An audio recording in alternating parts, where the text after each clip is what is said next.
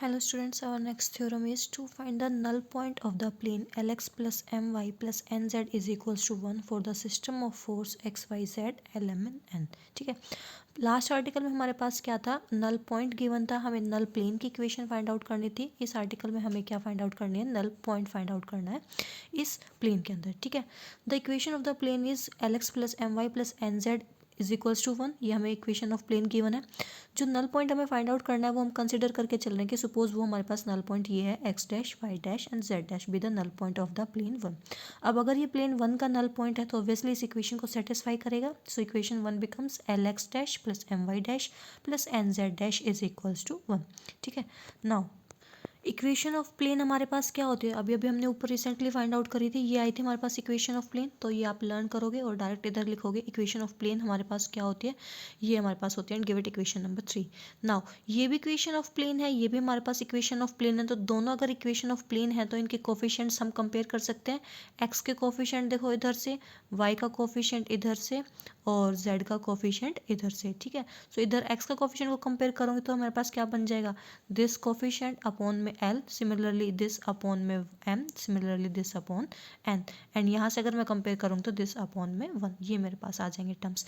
Now जैसे हम अपने पार्शियल डिफरेंशियल इक्वेशन बुक में करते थे, इनकी फर्स्ट दो टर्म्स को पिक करूँगी एक एक करके और उनको कंपेयर करके आपस में क्रॉस मल्टीप्लाई करके वैल्यूज़ को सोल्व करूँगी। सबसे पहले फर्स्ट और सेकेंड मेंबर को हमने लिया, चूज़ किया, तो हमारे पास ये दोनों आ जाएंगे। इनके हम क्रॉस मल्टीप्लाई करेंगे तो हमारे पास कुछ इस तरह से टर्म्स आ जाएंगी। अच्छा, अब इनको कैसे सोल्व करना है, एक चीज़ देखो, हमें यहाँ पर z, y और x, एक तो इनके कोफिशिएंट्स को कलेक्ट करना, ये अलग से टर्म दिखे, कैपिटल Z, कैपिटल Y और capital X, and also z के टर्म्स को ऐसे कलेक्ट करना कि ये हमारे पास जो ये यहाँ पर रिलेशन था Lx dash m y dash और एन जेड डैश, इस रिलेशन को मैं यूज़ कर सकूँ। ठीक है, जैसे z के साथ मेरे पास अगर ये दोनों टर्म बनेंगी m y dash plus l x dash, m y dash plus l x dash, तो मैं इसकी जगह पुट कर सकूँगी फिर 1 माइनस एन जेड डैश आगे चल के। ठीक है, तो इसी तरह से ये टर्म्स को आप चूज़ करोगे। सिमिलरली फर्स्ट एंड जब थर्ड मेंबर को आप पिक करोगे तो वहाँ से उनके क्रॉस मल्टीप्लाई करके सोल्व करोगे। एक तो आप क्या करोगे, capital Z, capital Y, capital X की टर्म्स को कलेक्ट करोगे और फिर Y की जो टर्म्स होंगे उनको इस तरह से कलेक्ट करना, X डैश और Y डैश वाले टर्म्स को इनको साथ में लेना ताकि LX dash plus NZ dash, तो देखो LX dash plus NZ dash की तुम आगे चल के वैल्यू पुट कर सकोगे 1 माइनस MY डैश। ठीक है, तो इस तरह से सिमिलरली आप सेकेंड एंड थर्ड को चूज़ करोगे तो वहाँ पर भी आप capital X, capital Z, capital Y के टर्म्स को कोफिशिएंट्स को अलग करना और इस एक्स के कोफिशिएंट में इस तरह से टर्म रखना कि इसकी वैल्यू को आगे जाके हम रिप्लेस कर सकें। ठीक है, नाउ ये हमारे पास इक्वेशन नंबर 4, 5th और 6th आ गई हैं।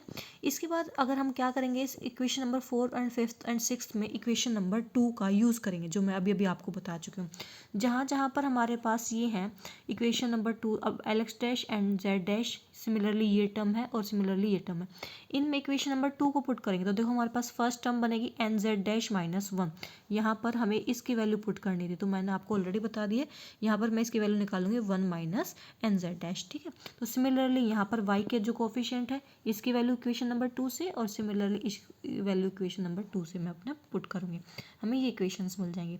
उसके बाद अगेन रीअरेंज करूँगी। अगर मैं इन टर्म्स को रीअरेंज करने के टाइम और एक चीज़ और नोटिस करोगे आप लोग कि देखो यहाँ पर जब हम इनकी वैल्यूज़ को पुट करेंगे तो मेरे पास जो इस इक्वेशन में सिर्फ z dash, small z dash and z dash वाली टर्म बचेंगी, x डैश और y डैश वाली टर्म्स कैंसिल आउट हो जाएंगी। सिमिलरली नेक्स्ट लाइन में मेरे पास y dash, y dash, y dash, small y dash वाली टर्म्स बचेंगे, बाकी कैंसिल आउट। सिमिलरली इसमें मेरे पास small x dash, x dash, x dash वाली टर्म बचेंगी, बाकी कैंसिल आउट हो जाएगी।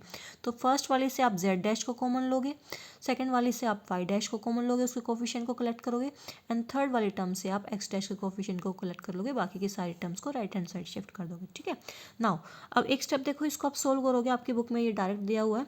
यहाँ से आप क्या करोगे, इसको इस वाले टर्म को राइट हैंड साइड को नीचे ले आओगे z डैश के अपोन में और इस टर्म को इधर ले जाओगे तो वो 1 के अपोन बन जाएगा। देखो this will become z dash upon, जब इस टर्म को लाओगे तो z plus l m minus m l, ये टर्म बनेगी मेरे पास, ठीक है। और इधर जब इसको लेके जाओगे तो this will become 1/lx plus m y plus n z. Similarly आप इसमें करोगे, वाई डैश के ओवर इस टर्म को लाओगे तो ये टर्म बनेगी मेरे पास, और इसको इधर लेके जाओगे तो 1/, में आ जाएगी term 1/lx plus m y plus n z. तो देखो ये टर्म तो सबकी सेम है, तो राइट हैंड साइड जो 1/, ये टर्म बनेगी वो तो सेम बनेगी, और लेफ्ट हैंड साइड ये बनेगी। सिमिलरली यहाँ पर एक थर्ड टर्म और बनेगी। तो इन टर्म्स को अब आप इक्वेट कर दोगे, ये इधर आएगी एक्स डैश वाली टर्म, तो एक्स डैश वाई डैश और ये जेड डैश, और ये तीनों ही टर्म किसके इक्वल आ रही है, इसके, so this will become this. And next step में हम इसको अगर डिटर्मिनेंट फॉर्म में लिखेंगे तो ये हमारे पास क्या बनेगा, इस टर्म को अगर मैं लिखूंगी तो एम एन का डिटर्मिनेंट, क्योंकि जब मैं इसको सोल्व करूंगी तो वापस मुझे यही मिलेगा m n minus n m, देखो यही टर्म मिलेगी मेरे को। सिमिलरली इसको मैं डिटर्मिनेंट फॉर्म में लिखूंगी, सिमिलरली इसको मैं लिखूंगी। सो यहाँ से मेरे पास क्रॉस मल्टीप्लाई करके क्या मिल जाएगी, अपनी एक्स डैश वाई डैश और जेड डैश की वैल्यू मिल जाएगी, और which is x dash y dash z dash क्या था मेरे पास, नल पॉइंट हम कंसिडर करके चले थे। तो यहाँ से हमें अपना क्या मिल जाएगा, नल पॉइंट मिल जाएगा, किसके कोरस्पॉन्डिंग, नल प्लेन के कोरस्पॉन्डिंग, ठीक है।